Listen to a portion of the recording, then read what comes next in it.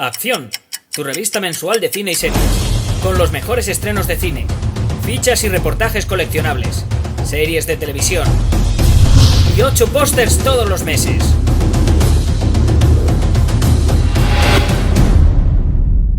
Búscala en tu kiosco.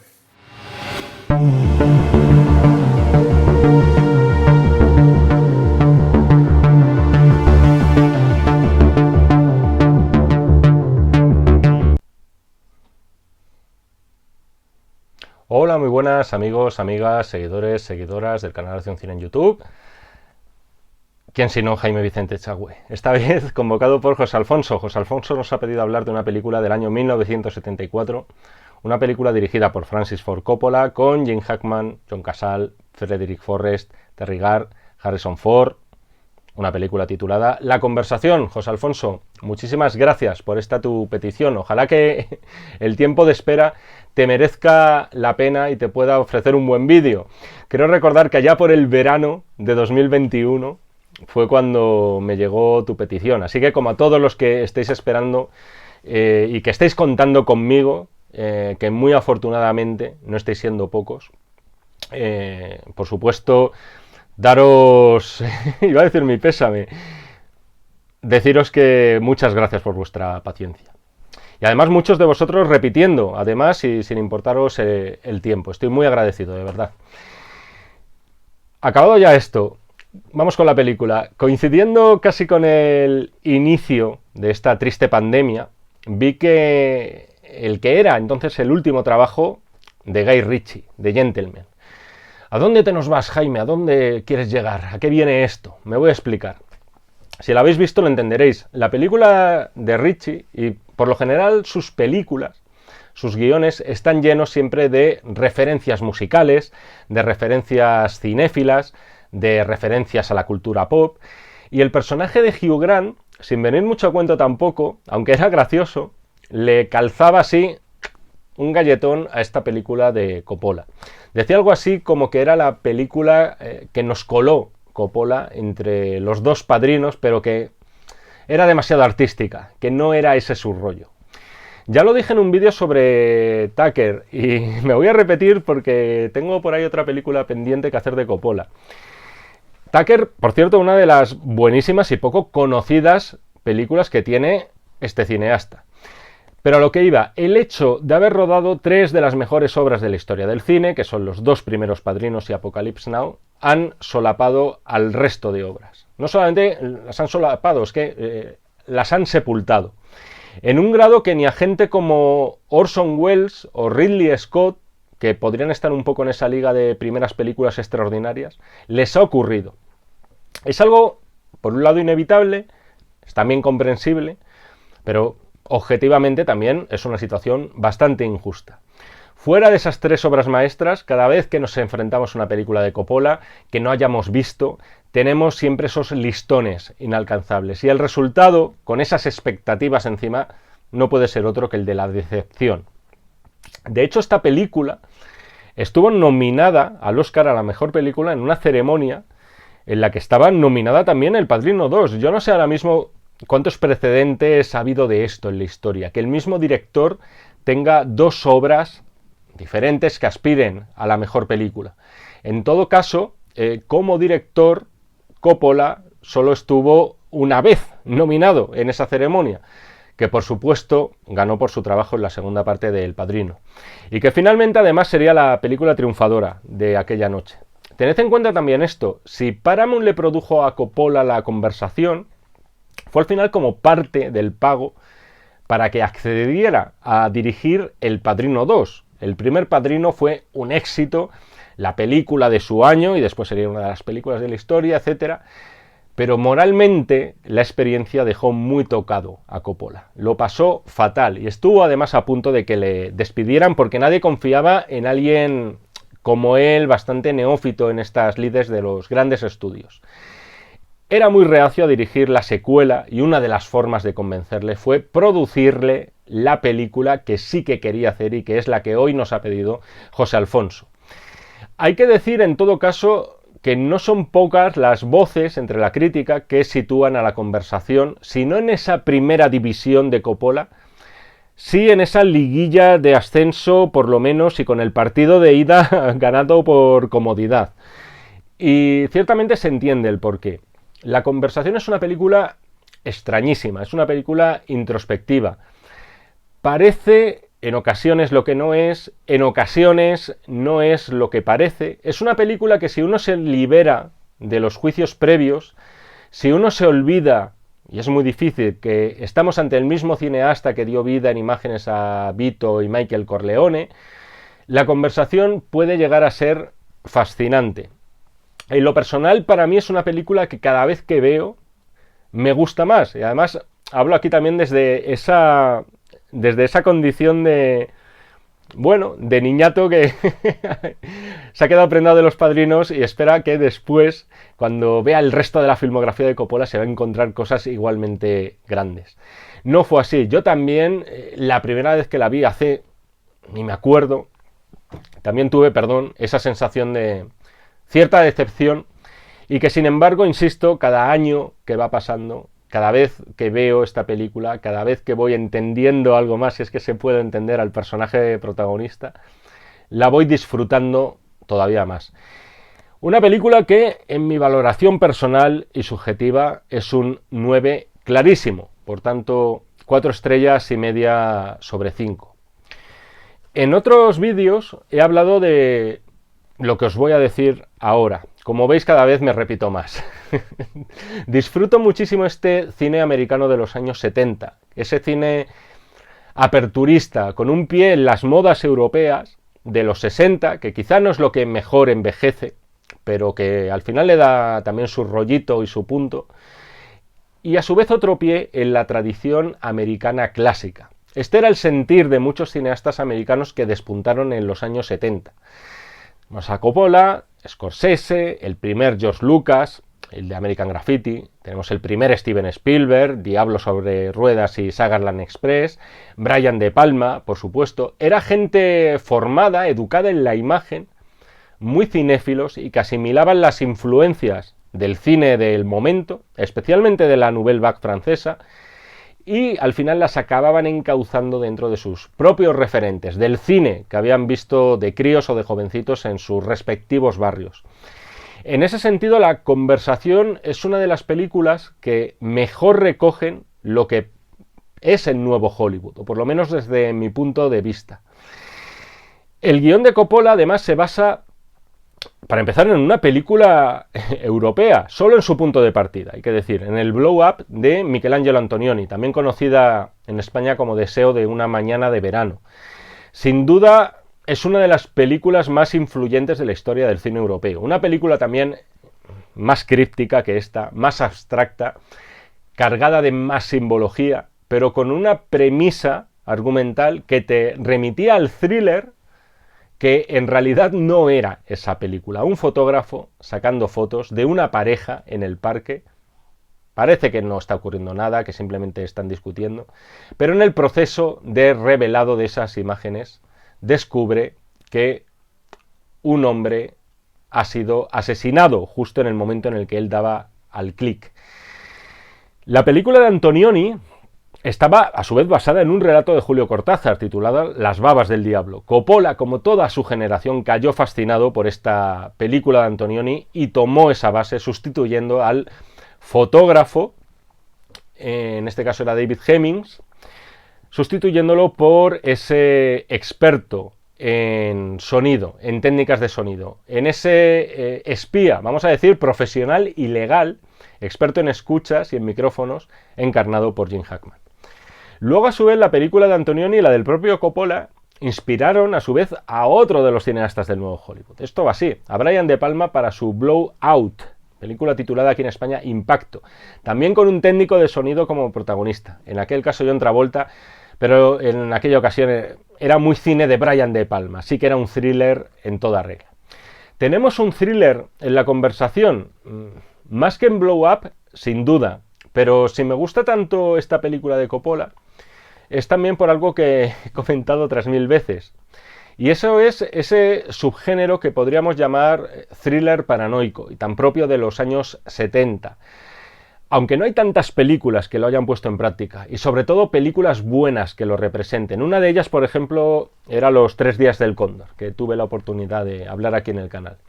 Pero una sin duda es La conversación. No hay ninguna alusión política en la película de Coppola, y sin embargo te está dando la impresión de ser un thriller político. Tienes una conspiración, tienes unas altas esferas invisibles y en la sombra, tienes los sistemas de escucha. Acabo de empezar y ya no puedo evitar entrar en spoilers, pero vaya por delante que en la película no hay política, no hay políticos, no hay militares, no hay servicios secretos, pero tienes todo el rato la impresión de que, insisto, hay un poder oculto presente en toda la trama que trasciende lo que son los personajes. De hecho, se ha interpretado la película en clave de política nacional del momento. La conversación se estrena en 1974, el mismo año en el que dimite el entonces presidente Richard Nixon. Una dimisión derivada no ya del caso Watergate, aquel robo de documentación del Partido Demócrata,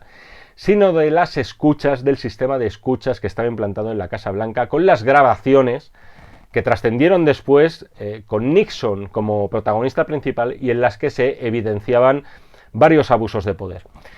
Coppola jura y perjura que el estreno de su película y el caso de Nixon fueron meras coincidencias en el tiempo. Él tenía este guión escrito desde hace años y no lo estuvo cambiando deprisa y corriendo para que coincidiera con el caso Watergate y así poder atraer más público a las salas.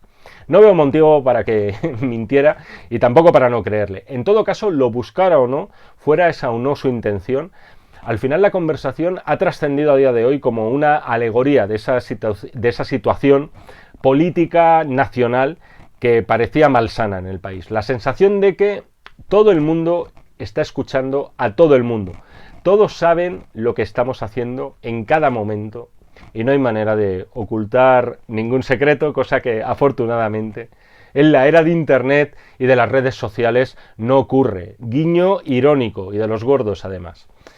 Todo esto provoca, insisto, que la conversación sea una obrita maestra de la paranoia, hasta tal punto de que en algunos aspectos parece adelantar al mismísimo Taxi Driver, no en vano dirigido por un gran amigo de Coppola como era Scorsese.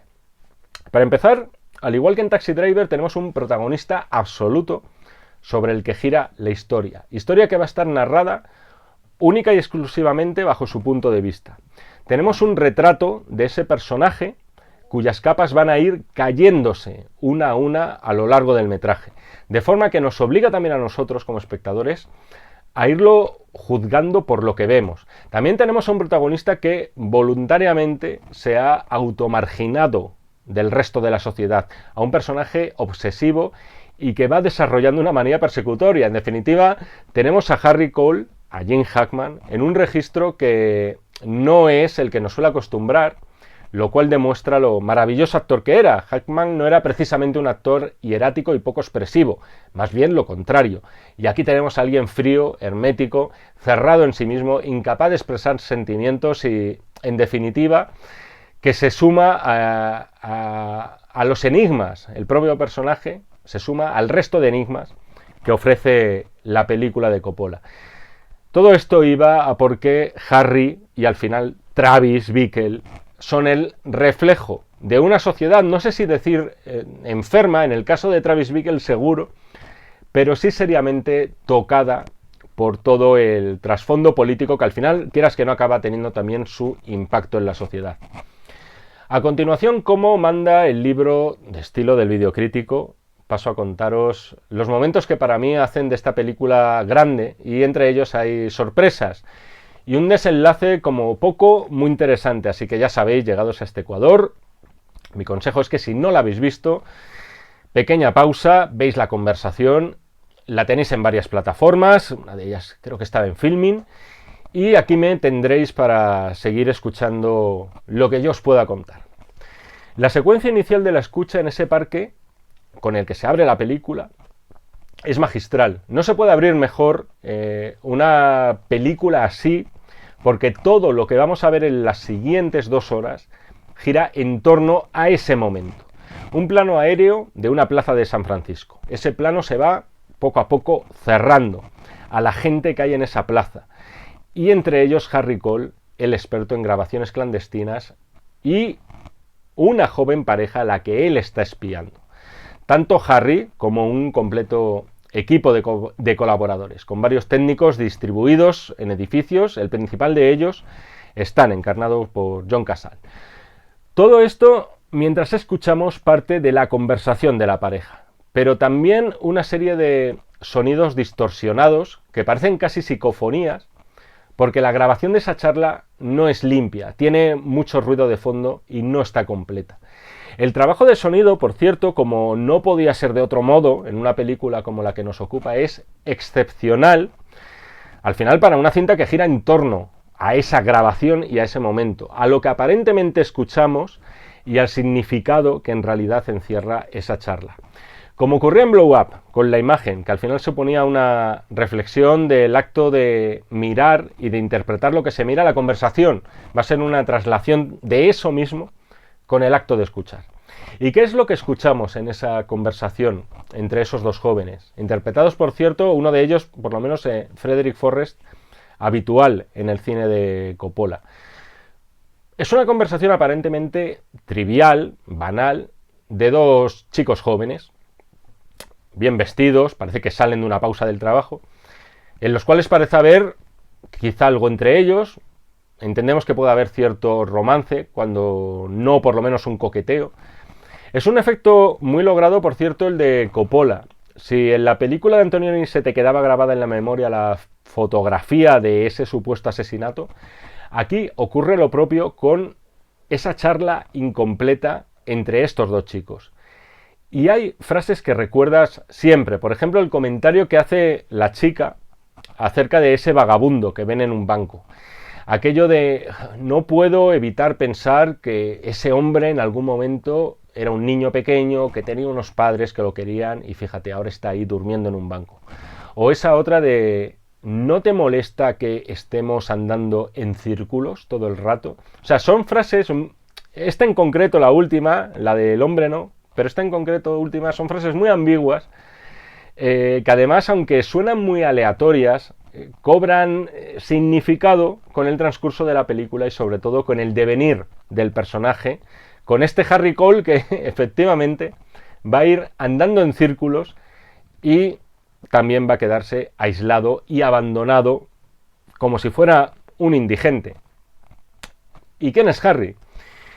La película se sustenta sobre todo en esta grabación del principio y de la cual os recomiendo prestar mucha atención en esos minutos iniciales. Pero lo que es el espíritu de la conversación, y hablo de la película, se erige sobre la personalidad de Harry Cole. Harry es un experto en escuchas, posiblemente el mejor en su oficio, o sea, hasta el punto de ser una estrella en este inframundo del espionaje doméstico.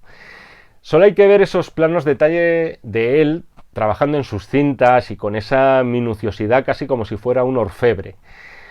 Un empresario le ha encargado hacer esa grabación que vemos y oímos al principio sin que Harry conozca los motivos. Tampoco los pregunta, no es su obligación. Solo tiene que hacer ese trabajo, grabar a esos dos chicos y entregarle la grabación lo más nítidamente posible a su empleador. El problema es que esa grabación da unos resultados, como os decía, muy ambiguos y a medida que Harry va profundizando en ellos, va notando que algo turbio hay detrás, hasta que consigue extraer nítidamente una frase del chico y que dice algo así como: nos mataría si tuviera la menor oportunidad. Pero insisto, este es el argumento, esta es la excusa para mantener nuestra atención, con un gancho del thriller. Pero lo sustancial de la película es la descripción de Harry como personaje. Ya en el principio vemos cómo su socio a su socio, mejor dicho, le llama la atención cuando empieza a hacer comentarios sexuales y después le echa una bronca porque empieza a soltar una blasfemia. Vemos que en su casa Harry tiene 3 cerrojos.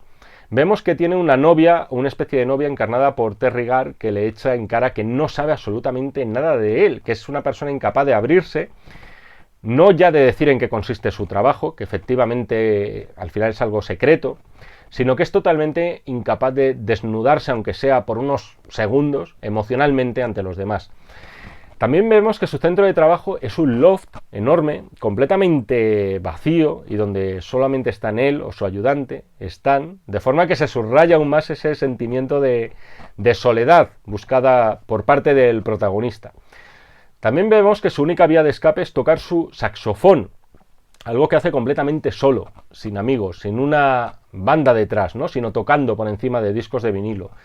Sabemos, por tanto, de él que también es un tipo religioso, es un tipo cerrado, es un tipo muy solitario, sin ningún interés en las relaciones sociales y con tendencia a obsesionarse en lo que respecta a su propia seguridad o a su intimidad. Y esto al final acaba conduciendo a la paranoia. En un momento dado, su novia canturrea una canción que es la misma que él había escuchado previamente en la grabación del principio. Motivo por el cual el hombre, y con cierta razón, se emparanoia todavía más. Luego hay otro detalle, le llama a su casera para felicitarle por su cumpleaños y él se pone enseguida a la defensiva. Se pone en guardia diciendo, en fin, ¿usted cómo sabe mi número? ¿Quién le ha dado mi teléfono? Hay muchísimos detalles al respecto. Hay una secuencia que puede parecer metida con calzador, pero que Coppola introdujo como contraste. Os lo he dicho antes cuando censura esa blasfemia del personaje de John Casal. Harry es una persona religiosa, como ya hemos dicho. Acude a la iglesia y cumple allí con el sacramento de la confesión. Es interesante porque comprobamos que solo es capaz de abrirse, de decir lo que siente, o ante Dios o ante su representante en la tierra, que en este caso es un sacerdote. Y entre esas confesiones hay una que posiblemente explica el carácter de Harry. En el pasado, un trabajo suyo de escuchas para un candidato político acabó siendo el detonante del asesinato de una familia, de un contable y de su familia, si no recuerdo mal. Fue algo indirecto, no fue algo que él pudiera prever con antelación. Harry no quería que eso sucediera, pero ocurrió y desde entonces acaba arrastrando esa culpa. Y por eso teme que este nuevo trabajo, esa conversación entre estos dos chicos, pueda significar la muerte de ellos. Entre otras cosas, por lo hermético de su empleador. Trata siempre de contactar con esta persona, pero nunca da la cara. Es dueño de una empresa extraña, nunca sabemos bien a qué se dedican, y el único intermediario que tiene es un secretario, un hombre que se llama Martin, interpretado entonces por un actor de 30 y muy pocos años llamado Harrison Ford. Impresiona verla además con cara casi de niño en esta película. Todo lo que rodea esa empresa tiene además aires kafkianos. Es un edificio impersonal en el que nadie sería capaz de saber a qué se está dedicando la gente, con gente entrando y saliendo sin saber muy bien qué dirección tomar. Y entre ellos, entre esas personas, Harry ve que están los dos chicos que le ha grabado en la conversación, lo cual agrava sus sospechas, lo cual agrava su paranoia, ya de por sí muy agudizada. En resumen, Harry es un personaje oscuro, es esquivo, es muy difícil de empatizar con él en un principio, pero es verdad que a medida que van cayendo capas del personaje se nos va desnudando más ante nosotros y empezamos a entenderlo aunque sea un poco. En esa construcción del personaje hay que incluir la música de David Shire, marido de Talia Shire, Adrian en Rocky, Connie en Los Padrinos, y hermana de Francis Ford Coppola. Para resumir esto mucho, David Shire era el cuñado de Coppola.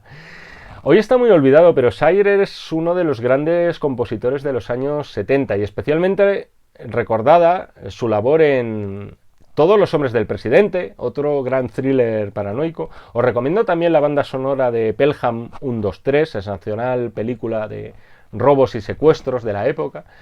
Y por supuesto también reconocido por la banda sonora de La Conversación. El leitmotiv es casi minimalista, es una melodía a piano a base de escalas y arpegios que suben y bajan constantemente de forma obsesiva en círculos, como decían en La Conversación, de manera cerrada en sí misma y que parece no tener fin. Es una melodía que se ajusta perfectamente no ya al espíritu de la película, sino al propio personaje de Harry Cole. Hay que hablar también de John Cazale o John Cazale, como lo queráis pronunciar, porque es el único actor en la historia cuya filmografía al completo optó al Oscar a la mejor película. La Conversación, Los dos padrinos, Tarde de perros y El cazador. Dicho esto, solo rodó 5, debido a que murió muy joven, con 42 años. Cazale es Fredo Corleone y Fredo Corleone es John Cazale. Eso es muy difícil de disociar, pero es verdad que, aparte de ese papel, este actor tenía la virtud de hacer muy grande la mediocridad y la mezquindad. Era maravilloso verle en papeles como el de La Conversación, como ese Stan, al principio socio de Harry, después le pone los cuernos, profesionalmente hablando, porque está harto de él. Este actor era, insisto, maravilloso en ese registro de personajes grises, con afán por ser más de lo que en realidad son. Les dotaba de una humanidad y de una extraña dignidad también. No son muchos los minutos que tiene aquí, pero es también muy recordable. Especial mérito además tiene esto, insisto, teniendo enfrente a Gene Hackman. Toda la película transcurre bajo la mirada y el oído del personaje de Hackman y nada lo puede solapar. Hay una secuencia que es especialmente larga y que ocupa muchos minutos, que puede parecer estirada además y posiblemente lo esté, pero que tiene un remate muy interesante. Es la fiestecita que se montan después de la convención de seguridad a la que Harry acude. Es gracioso lo de esta convención porque, insisto, aunque no fuera la intención de Coppola el denunciar el espionaje político, esa feria es un festival de la conspiración. Se venden todo tipo de gadgets para el espionaje, para escuchas telefónicas, para grabación de imágenes en vídeo, pese a que por aquel entonces era todavía algo muy incipiente. Es muy fascinante todo cómo está recreado toda esta feria. En todo caso, varios de los feriantes, Harry entre ellos, deciden prolongar la noche con una fiestecita en ese loft de Harry, en la cual las cosas no acaban saliendo bien. Todos han bebido, Harry se está sincerando con una chica que se han llevado allí a la fiesta, le confiesa su fracaso amoroso, su incapacidad para mostrarse tal y como es. Todo ese momento en el que Harry por fin parece quitarse el caparazón, lo cual en él supone un sobreesfuerzo, ha sido grabado por uno de los feriantes, un cachondo mental, a través de un dispositivo, lo cual le encoleriza y le cierra todavía más en sí mismo. Justo cuando se estaba mostrando tal y como es, por una vez, por lo menos en la película, le humillan, le toman el pelo, en fin, en todo caso, incluso en esto, al final tiene ese aire de perdedor también. Harry parece que triunfa porque acaba pasando la noche con esa chica, si bien es verdad que en realidad la chica estaba ahí para robarle sus cintas y entregárselas a la persona que le contrató. La cinta, como os digo, la película, es un retrato del personaje, pero que de forma hábil, cada X minutos, introduce alguna novedad, algún giro en torno a la conversación del principio y a lo que implica. Hay otra frase enigmática de la grabación. Es algo así como: a finales de semana, posiblemente el domingo, en el hotel, lo que sea, a las 3, en la habitación 773. Esa noche que pasa con la chica, Harry tiene un sueño en el que se ve a sí mismo en esa habitación de hotel y ve que la mujer a la que grabó, la chica joven de la conversación, ha sido asesinada. Son un tipo de imágenes, vamos a decir, muy de la época, muy de los 70 y finales de los 60, muy oníricas. Es solo un sueño, pero también es un presentimiento. El sentimiento de culpa vuelve a golpear a Harry. Ni su moral ni su conciencia se verían capaces de soportar 2 muertes otra vez por su culpa, tal y como le sucedió en el pasado. Porque eso es lo que al final piensa que va a ocurrir. Por fin se cita con su empleador, el misterioso hombre de negocios / empresario que le ha contratado, y que no es otro que Robert Duvall, en un papel que podemos considerar casi un cameo. Lo primero que oímos cuando se cita con él es esa conversación. El trabajo de Harry, y de las primeras cosas que ve Harry en el despacho de Duvall son fotos de este empresario con la chica a la que grabó. Conclusión que sacamos en ese instante: la chica y Frederick Forrest tienen un lío, Duvall le encargó esa grabación a Harry para confirmarlo y, ya con las pruebas en la mano, va a liquidar a los dos, que es, por otro lado, lo que piensa Harry que está sucediendo. Esa es su conclusión. Llegados a este punto, parece que vamos a ver un héroe a partir de ahora, que va a hacer todo lo posible para evitar que esos chicos sean asesinados, pero en realidad no es así. Es decir, Harry va a ir al hotel a esa hora que citaban en la conversación, a una habitación contigua, equipado con sus equipos de sonido, pero en realidad no hace nada por intentar salvarlos. No se acaba de mojar del todo. Si él de verdad hubiera querido evitar la desgracia, desde el principio llamaría a esa puerta y trataría de sacarlos de allí, pero no lo hace. Se queda en realidad como lo que siempre ha sido, como un simple voyeur. No hace preguntas, él solamente escucha. No hace nada activo, no toma la iniciativa nunca. Y horrorizado, y nosotros también, porque es una imagen muy impactante, ver reproducida la pesadilla que había tenido antes. Una mano ensangrentada, aparentemente de la chica, sobre el cristal de una ventana. Pero si las imágenes pueden engañar, también pueden engañar los sonidos y las palabras. Todas esas frases de la conversación, todo lo que habíamos escuchado, esas palabras que no hacían más que repetirse en la cabeza de Harry, eran justo lo contrario de lo que él se había imaginado. Spoiler gordísimo. Los dos chicos del principio, la mujer del empresario y Frederick Forrest, en realidad estaban tramando un plan para asesinar a Robert Duvall, cosa que hacen en esa habitación de hotel y después lo hacen pasar por un accidente, de forma que la chica y el chico, y con el beneplácito parece que el personaje también de Harrison Ford, también tiene pinta de que estaba implicado, se acaban adueñando de esa empresa. La mano ensangrentada que vio Harry no era de la chica, era del empresario. Me encanta la revelación de la sorpresa de la película y me encanta el uso de los flashbacks aquí, de los segmentos de conversación del principio que ahora cobran un nuevo significado una vez que los escuchamos. Pero no nos engañemos, es una trampa enorme este final. A mí me gusta mucho, pero si nos ponemos verosímiles, como decía Hitchcock, carecen de sentido varias cosas. Que Duvall acuda allí después de haber escuchado la conversación y quizá con más conocimiento de lo que significa para nosotros. Es decir, él acude allí pensando que le quieren matar. Que acuda además solo, suponemos, sin que nadie más lo sepa.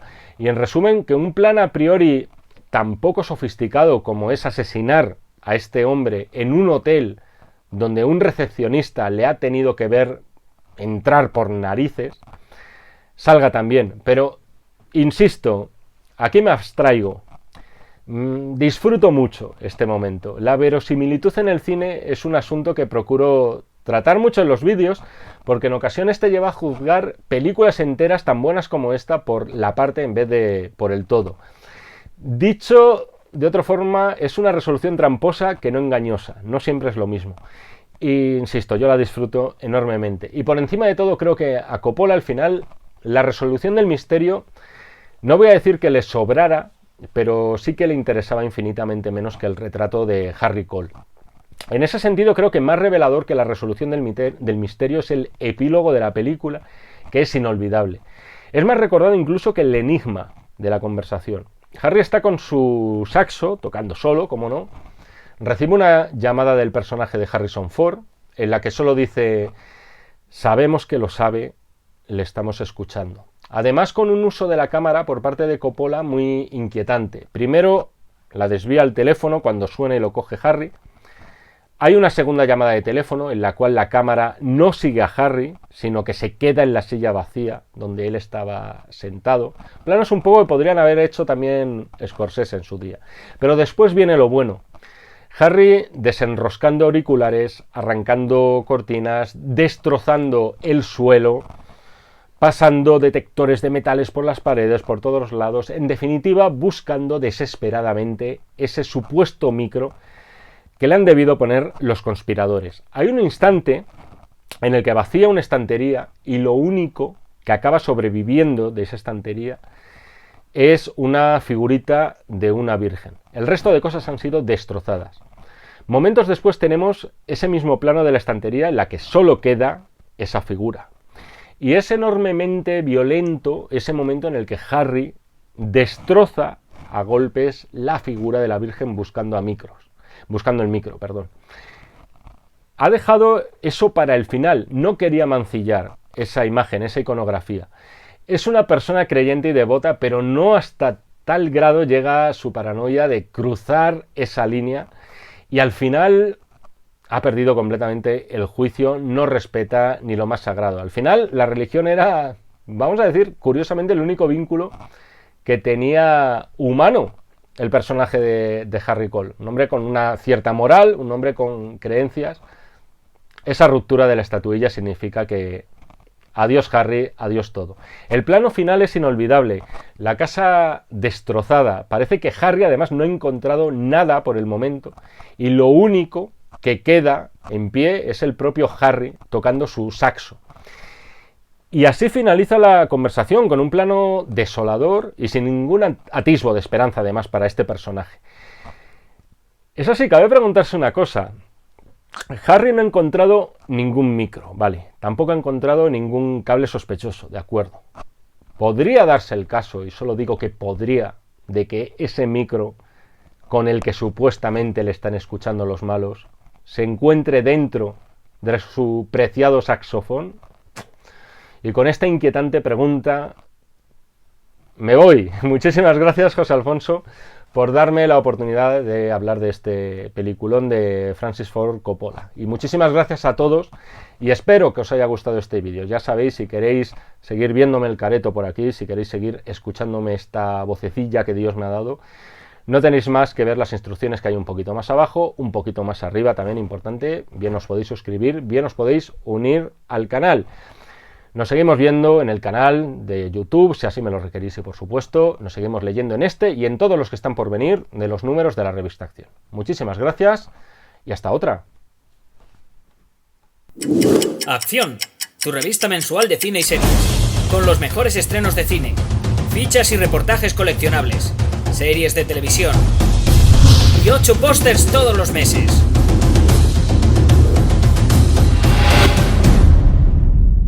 Búscala en tu kiosco.